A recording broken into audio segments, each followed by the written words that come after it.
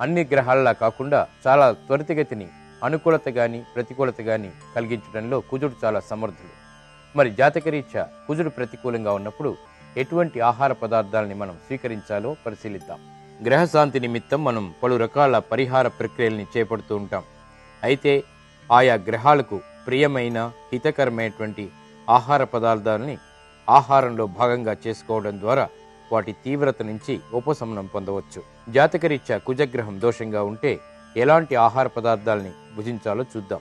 కుజుడు అగ్నితత్వ గ్రహం, అందుచేత ఘాటైనటువంటి పదార్థాలు కుజునికి ప్రియమైనవి. కుజగ్రహం ఎల్లప్పుడూ ఉత్సాహంగా ఉంటుంది. ఇతన్నే మంగళుడు, మంగళకరుడు అని కూడా అంటాం.